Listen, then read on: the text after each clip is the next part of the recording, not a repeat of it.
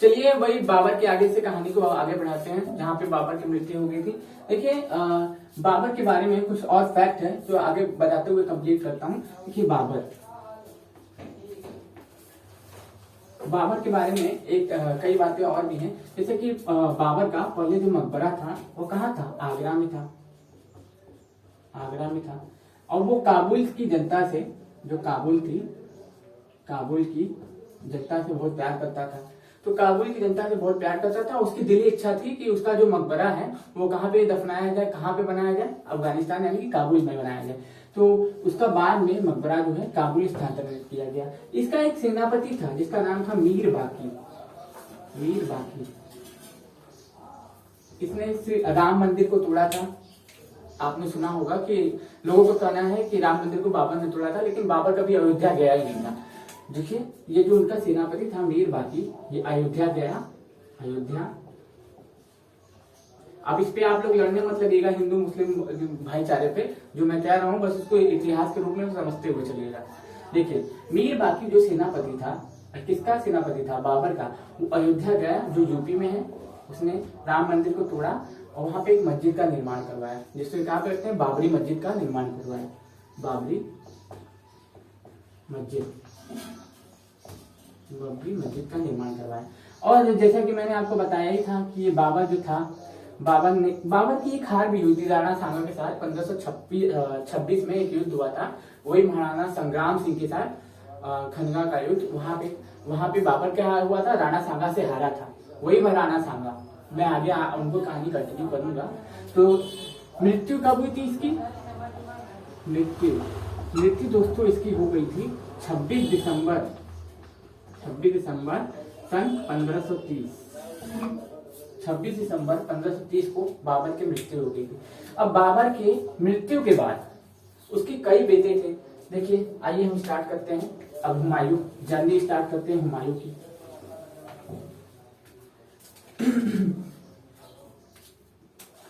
देखिए हुमायूं,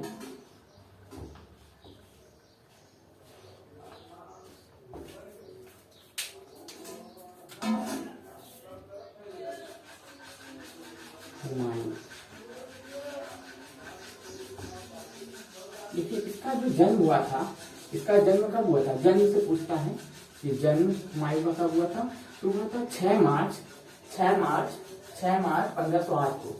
6 मार्च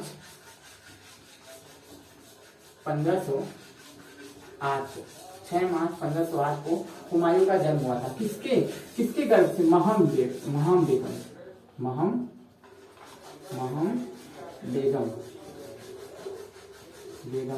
ये महम बेगम कौन थी दोस्तों, याद रखिएगा। ये जो महम बेगम थी ये बाबर की वाइफ थी, दूसरी वाइफ थी।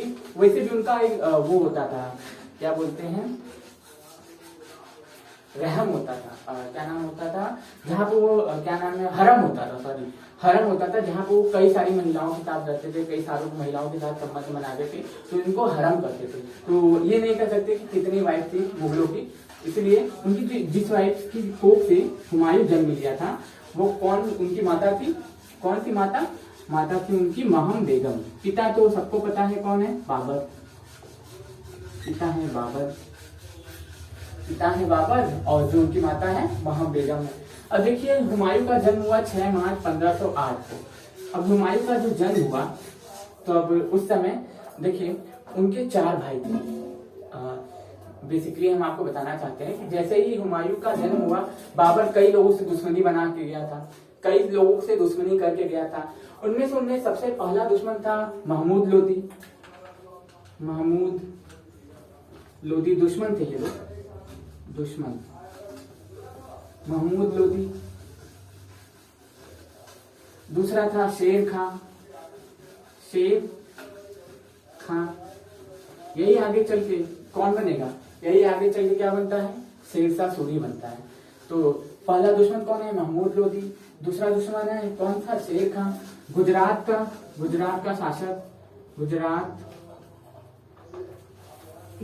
का शासक कौन था, बहादुर शाह। गुजरात का शासक था बहादुर शाह। अफगान कई सारे लोग क्या हुए थे, इसके दुश्मन बन चुके थे। इनसे दुश्मनी निभा के कौन गया था, बाबर, क्योंकि बारी बारी से सबको युद्ध में पराजित किया था, और जो जो युद्ध में पराजित हुए थे वो लोग क्या हो गए थे, दुश्मन बन गए थे। किसके दुश्मन बन गए थे, इसके, हुमायूं के, क्योंकि अब तो कोई था नहीं। अब बचा आप लोग कौन है, बचा हुमायूं है, बचा हुमायूं है, तो अब उसको इन सबकी दुश्मनी का सामना करना पड़ेगा। तो चलिए आगे धीरे धीरे अपनी जर्नी को आगे बढ़ाते हैं। इसके बाद हम आते हैं हुमायूं के भाइयों पर। कौन था, कामरान, अस्करी, हिंदाल, कामरान, अस्करी, हिंदाल, बहन थी, बहन थी कौन, गुलबदन बानो बेगम, गुलबदन बानो बेगम। ये कौन थी, इन्होंने हुमायूं नामा की रचना की है, आगे चल के करेंगी। गुलबदन बानो बेगम,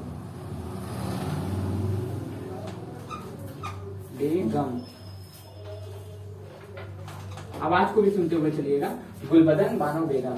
इनके पति का नाम क्या था, इनके पति का नाम था, पति जो थे मेहंदी ख्वाजा, मेहंदी ख्वाजा। अब देखिए हुमायूं बहुत इनका एक चचेरा भाई था, उस चचेरे भाई का नाम था बख्त खां। क्या था, बख्त खां, बख्त खां, बख्त खां, चचेरा भाई, चचेरा भाई। अब देखिए जो हुमायूं था, हुमायूं सिंहासन पे कब बैठता है, सिंहासन पे बैठता है कब, 30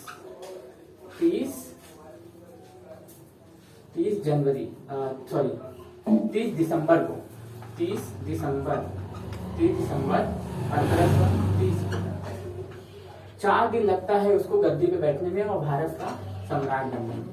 क्यों, क्योंकि ये जो मेहंदी ख्वाजा था, जो मेहंदी ख्वाजा था, उसको बाबर का जो सेनापति था, जो बाबर का सेनापति था, वो उसको क्या, निजामुद्दीन अहमद क्या चाहता था, जो बाबर का सेनापति था, प्रधानमंत्री था, वो चाहता था कि कौन शासक बने मेहंदी ख्वाजा, क्योंकि हुमायूं तो अयोग्य था।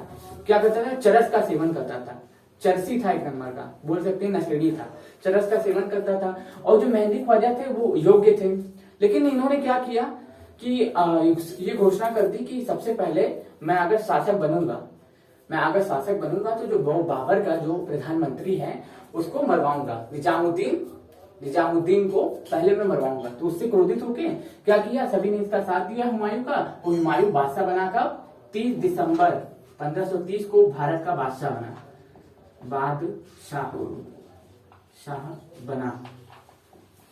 अब ये भारत का बादशाह बना, तो आप जानते हैं कि जब भारत का बादशाह बना तो ये इसका पूरा नाम था नासिरुद्दीन मोहम्मद हुमायूं। क्या नाम था दोस्तों इसका, नासिरुद्दीन मोहम्मद हुमायूं, नासिरुद्दीन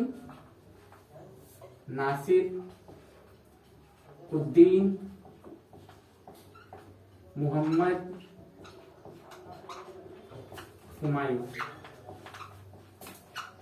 नासिरुद्दीन मोहम्मद हुमायूं के नाम से ये गद्दी पे बैठा और भारत का सम्राट बना। अब देखिए आगे के स्टार्ट करते हैं जर्नी। यहाँ तक आपको आई थिंक कहानी के रूप में समझते हुए चलिएगा। पहले इसके 4 भाई थे, उन चारों भाइयों को कुछ इस भाई को, कामरान को क्या दे दिया, काबुल और कांधार दे दिया, कांधार दे दिया। अब देखिए जो ये उनका जो भाई था इसको भी थोड़ा बहुत जगह दे दिया था, लेकिन मेन क्या दिया था, काबुल और कांधार इसको दे दिया। इसको अस्करी को क्या दिया, संभल दे दिया,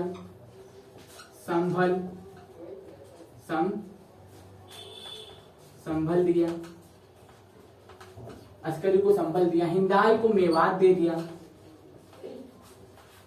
तो अपना जो राजपाट था सबको बराबर मात्रा में अपने सभी भाइयों में बांट दिया। और मेहंदी ख्वाजा से इसकी शादी करा दी थी, किसकी, गुलबदन बानो बेगम की। कौन थी, मेहंदी ख्वाजा की वाइफ थी, हुमायूं की बहन थी। आगे चल के यही जो है हुमायूं नामा की रचना करेगी। कौन, ये गुलबदन बानो बेगम। चलिए आगे बढ़ते हैं, स्क्रीनशॉट ले लीजिए आप। ये पीसीएस मिलान करने के लिए भी आता है, और क्या नाम है, कभी कभी पूछ लेता है कि कामरान को कौन सा हिस्सा दिया था, काबुल कांधार का हिस्सा दिया था। अस्करी को कौन सा हिस्सा दिया था, संभल दे दिया था। हिंदाल को कौन सा हिस्सा दे दिया था, मेवात दे दिया था। ये सभी किस हुमायूं ने अपने सभी भाइयों को बराबर बराबर हिस्से में बांट दिया था, पूरा राजपाट।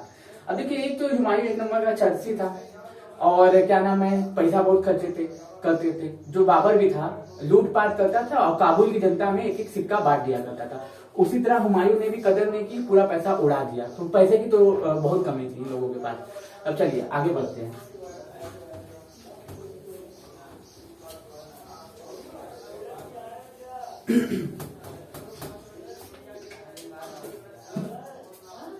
देखिए, इसने क्या किया, 1531 में कलिंजर अभियान किया। कलिंजर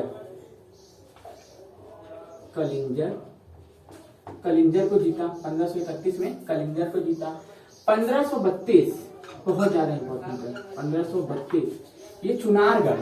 ये कलिंजर कहाँ है, पूछता है कि 1531 में हुमायूं ने कहाँ आक्रमण करके किसको जीता था, तो कलिंजर को जीता था। कलिंजर कहाँ है, यूपी में है। ये एक मध्य प्रदेश में भी है कलिंजर एक जगह, तो उसको मत समझिएगा, यूपी वाला कलिंजर जीता था। कौन, हुमायूं।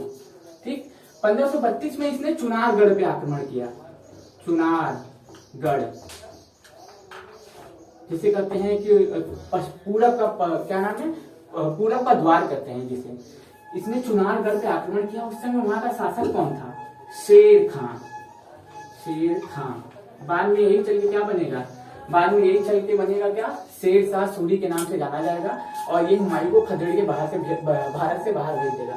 चलिए, फिर इसके बाद हम समझते हैं कि चुनारगढ़ पे जब इसने आक्रमण किया तो उसमें शेर खान की पराजय हुई। शेर खान की पराजय होने के बाद इसने क्या किया, शेर खान की पराजय होने के बाद इसने 10 लाख रुपया, 10 लाख वार्षिक कर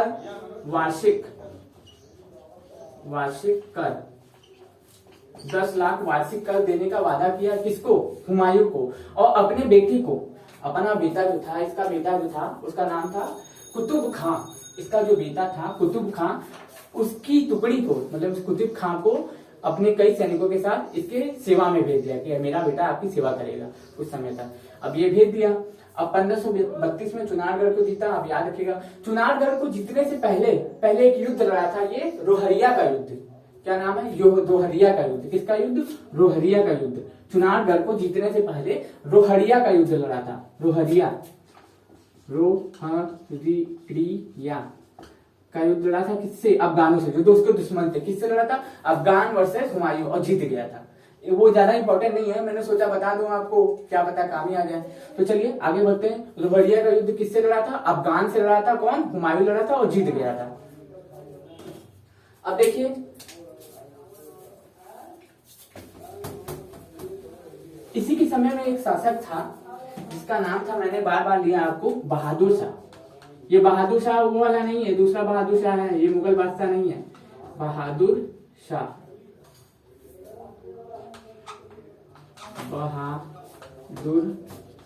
बहादुर शाह। ये कौन सा शासक है, ये है बहादुर शाह। देखिए, बहादुर शाह उस समय एक शासक था। वो कहाँ शासन कर रहा था, वो गुजरात वाले इलाके में शासन कर रहा था।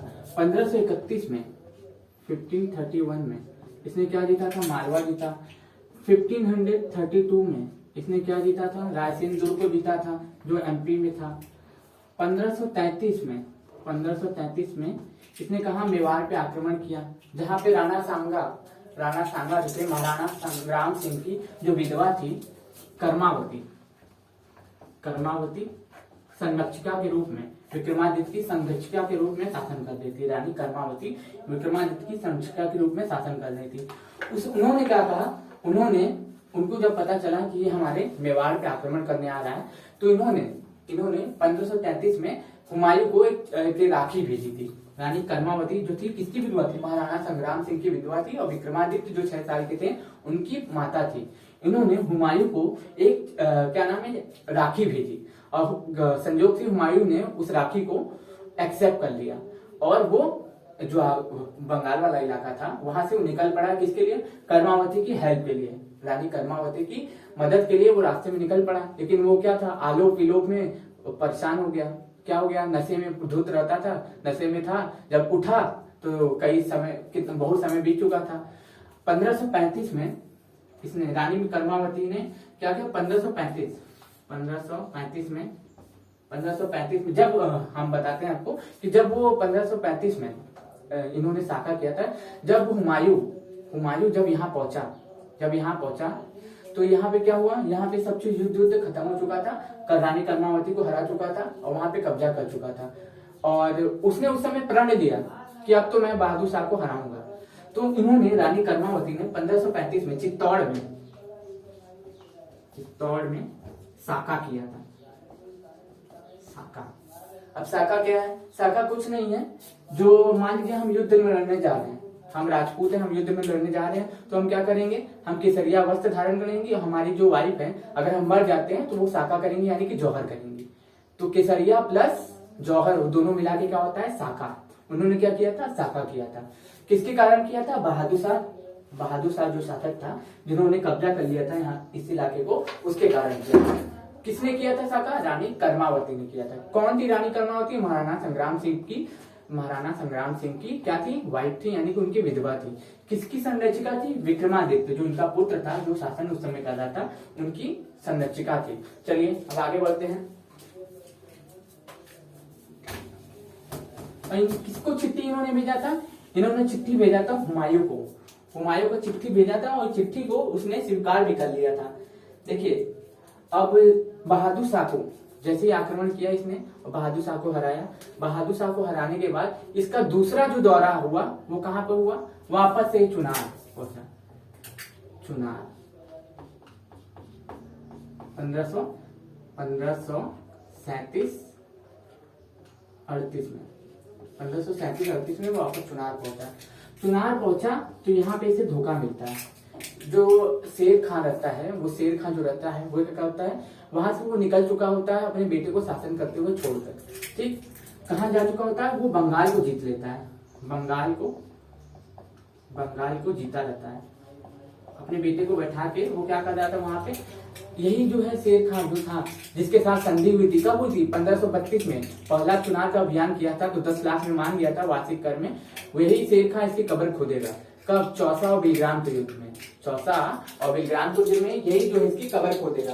अब देखिए चुनार पहुंचा वो तो उसको पता चला वो तो बंगाल की ओर निकल गया है, बंगाल को जीतने, और पूरा खजाना उजाना भी वही के पास था, सब चीज इसको पता था। तो ये भी क्या किया, पहले हुमायूं भी कहाँ निकल पड़ा, अब ये बंगाल की ओर निकल गया, बंगाल की ओर निकल गया। हुमायूं भी कहाँ निकल गया, बंगाल की ओर निकल गया। जब बंगाल पहुंचा तो देखा कि वहां पे ये तबाही मचाया हुआ था, सब चीज मार उड़ दिया था, सबको वहां पे मार मूर दिया था, एकदम सन्नाटा हुआ था। तो बंगाल में एक जगह थी गौड़ को जीता था ये, गौड़ को जीता था। और वहां पे जब ये हुमायूं पहुंचा ना तो उसको वहां पे बहुत सन्नाटा मिला, बहुत शांति मिली। तो उस जगह का नाम बदल के इसने क्या रख दिया, जनताबाद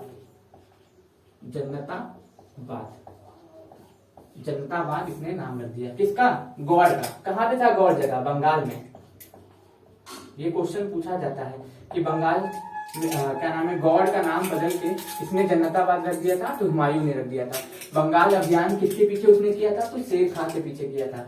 अब देखिए उसका हुमायूं का हो चुका है अब दिमाग खराब, उसको ना यहाँ पहुंचता है उतनी दूर से उसको मिलता है क्या, खजाना मिलता नहीं है, खजाना हार मिलती है उसको। अब क्या होता है, पूरा प्लान बनाता है अपना हुमायूं। अब हुमायूं प्लान बनाता है कि अब क्या करना है, अब आर या पार की लड़ाई करनी है। अब किसी भी तरीके से क्या है, शेर खां को हराना है। तो शेर खां को हराने के लिए उसका जो पहला युद्ध होता है उस युद्ध को कहते हैं चौसा का युद्ध। चौसा कब होता है, 1539 में, बंगाल में ही होता है। कहां पे होता है ये, बंगाल में, बंगाल वाले इलाके में जो होता है, जो बंगाल के बगल में ही दिखते होंगे। पहले बंगाल बिहार सब एक ही था, कुछ अलग अलग नहीं था। देखिए बंगाल वाले इलाके में एक जगह है, वहीं पे ये युद्ध होता है। कौन सा युद्ध, चौसा का युद्ध, चौसा का युद्ध। एक तरफ कौन है, एक तरफ है हुमायूं और दूसरी तरफ कौन है, दूसरी तरफ कौन है? शेर खां। शेर खां दूसरी एक तरफ हुमायूं और दूसरी तरफ शेर खां। इस युद्ध में क्या होती है? हुमायूं की पराजय होती है। इस युद्ध में हुमायूं की पराजय होती है और वो अपनी जान बचाने के लिए कर्मनाशा जो गंगा की सहायक नदी है, कर्मनाशा नदी में कूद जाता है। घोड़े सहित अपनी जान को बचाने के लिए शेर खां से क्या करता है? कर्मनाशा नदी में हुमायूं कूद जाता है। हुमायूं को एक निजाम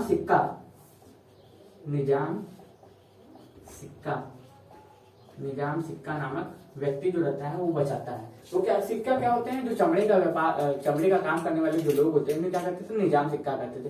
तो निजाम सिक्का क्या करता है? हुमायूं को बचाता है। कहां से बचाता है? जब वो कर्मनाशा नदी में कूद जाता है अपनी जान बचाने के लिए घोड़े सहित, तो उसको निजाम सिक्का बचाता है। किसको? हुमायूं को।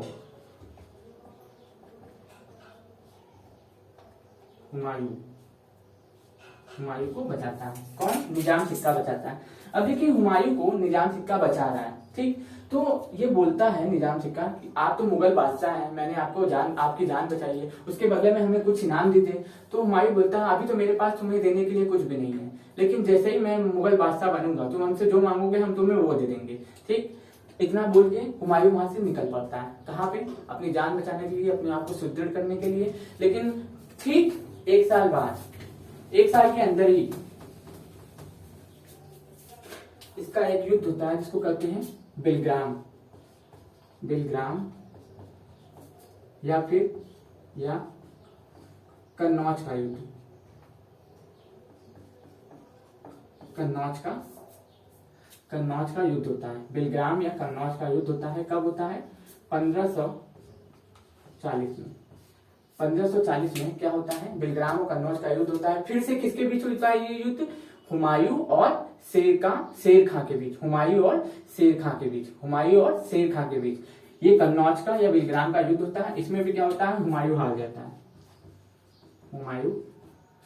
जाता है और भारत छोड़ने पे मजबूर हो जाता है। उसको खदेड़ देता है और जैसे ही उसको खदेड़ देता है तो भारत का नया बादशाह कुछ दिन के लिए बनता है। कौन? शेर शाह सूरी।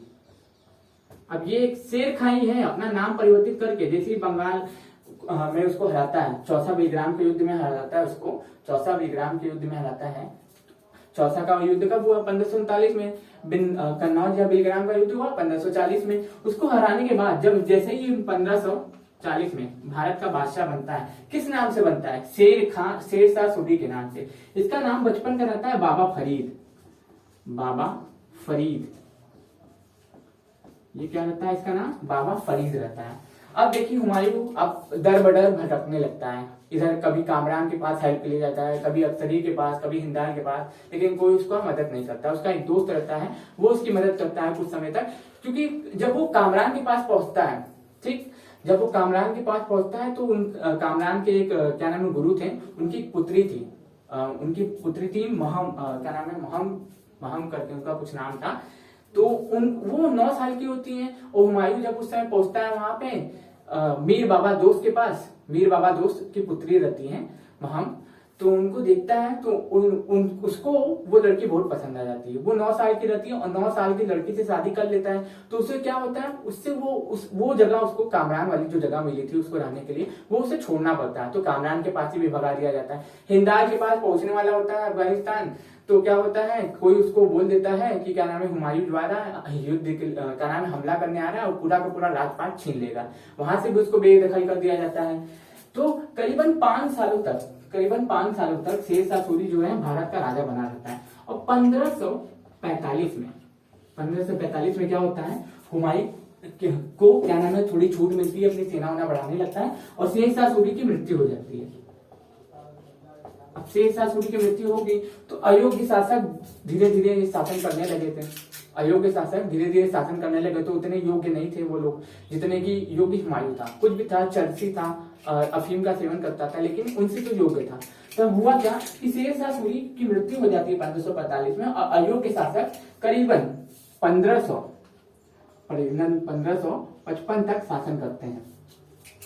1555 तक ये शेर शाह सूरी वंश के जो शासक होते हैं वो शासन करते रहते हैं। लेकिन हुमायूं रिटर्न होता है, दोबारा हुमायूं रिटर्न होता है। कब? 1555 में ही, 1555 में ही क्या होता है? हुमायूं रिटर्न, हुमायूं की वापसी। हुमायूं आता है। पहले सरहिंद का युद्ध, सरहिंद का युद्ध, फिर मच्छीवाड़ा का युद्ध, सरहिंद का युद्ध, मच्छीवाड़ा का युद्ध लड़ता है। फिर उसके बाद भारत का वापस बादशाह बन जाता है, भारत का बादशाह बन जाता है, बादशाह बन जाता है। जैसे ही भारत का बादशाह बनता है 1555 में दिसंबर के टाइम, जैसे ही भारत का बादशाह बनता है उसके सामने क्या आ जाता है? निजाम सिक्का आ जाता है। निजाम सिक्का आ जाता है, अरे भैया अब तुम राजा बन गए, अब हम तुमसे कुछ मांग रहे हैं, तो अब तुम जो है हमारी बातों को पूरा करोगे। बोला बिल्कुल करेंगे, क्या मांगते हो? बोलता है हमें भारत का राजा बनना है। हुमायूं भी समझदार रहता है, पढ़ा लिखा रहता है, कितनी सारी बुक रखा रहता है, तो भी बोलता है ठीक है हम तुम्हें भारत का बादशाह बनाएंगे, लेकिन कितने दिन के लिए बनाएंगे? 1 दिन के लिए बनाएंगे। बना देता है 1 दिन के लिए। किसको? निजाम सिक्का को।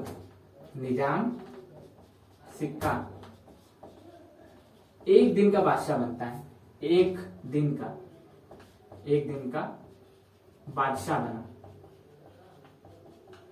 1 दिन का बादशाह बनता है। कौन? निजाम सिक्का। और चमड़े के सिक्के चलवाता है, चमड़े के सिक्के चलवाता है, चमड़े के सिक्के चलवाता है। कौन? निजाम सिक्का। इसका जो मकबरा है निजाम सिक्का का, अजमेर में है। इसका मकबरा पूछेगा कि अजमेर में जो है मुइनुद्दीन चिश्ती की दरगाह है, उसी के बगल में ही है। किसकी? निजाम सिक्का की दरगाह।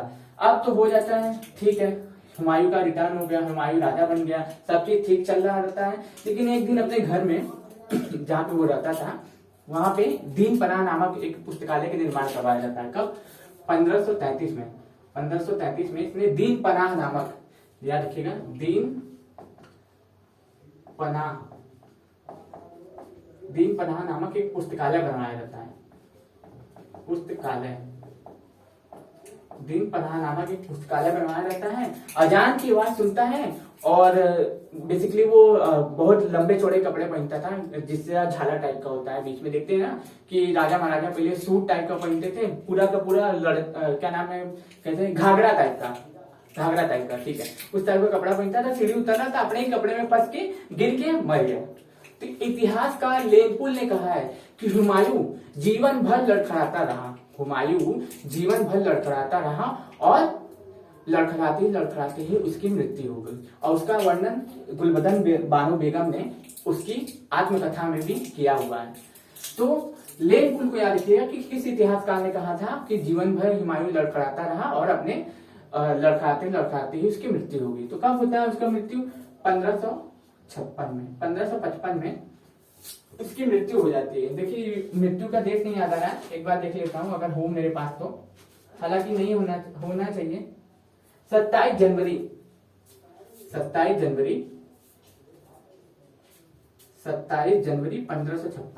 27 जनवरी 1556, क्योंकि इनसे क्वेश्चन आते हैं। 27 जनवरी 1556 को अपने ही पुस्तकालय से गिर के मर गया, हुमायूं की मृत्यु हो गई। अब देखिए हुमायूं के बारे में जितना मैंने बताया है, इससे ज्यादा आपको किसी बुक में नहीं मिलेगा, क्योंकि ये 5-6 बुक का मिक्सर है। आपको इससे ज्यादा किसी भी बुक में नहीं मिलेगा। ये हुमायूं का पूरी आत्मकथा है, पूरी कहानी है। इससे ज्यादा हुमायूं पे क्वेश्चन नहीं आते। हाँ, एक चीज आ सकता है, हुमायूं 7 दिन 7 तरह के कपड़े पहनता था, ढेर सारे ज्योतिष विद्या पे विश्वास करता था, पुस्तकों का पढ़ने का शौकीन था और ढेर सारी अंगूठियों को पहनता था। कौन? हुमायूं।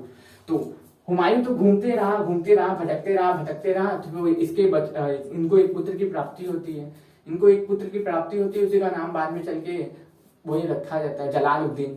अकबर उपाधि रहती है और इसके बाद जो आता है वो अकबर आता है, लेकिन उसका पूरा नाम रहता है जलालुद्दीन मोहम्मद। अकबर क्या रहती है? उपाधि रहती है। जो हिंदुओं को जजिया कर समाप्त किया था तो हिंदू उनको उपाधि दिए थे। तो चलिए मैं आशा करता हूँ कि हुमायूं के बारे में आपको ये सब चीज पसंद आया होगा। अगर पसंद आया है तो हमारे चैनल को लाइक करें, सब्सक्राइब करें और हमारे चैनल को आगे बढ़ाएं। और ये सीरीज मैं कंटिन्यू करता रहूंगा, पूरा का पूरा मॉडर्न भी इसी तरह खत्म कर दूंगा क्रम वाइज। ये सभी के लिए है, 6, 7, 8, 9, 10, 11, 12 सभी के लिए, ग्रेजुएशन तक के लिए, कंपटीशन एग्जाम के लिए, क्योंकि पूरा का पूरा मिक्सचर है इसमें, हर चीज आपको मिलेगा इसमें। चलिए धन्यवाद।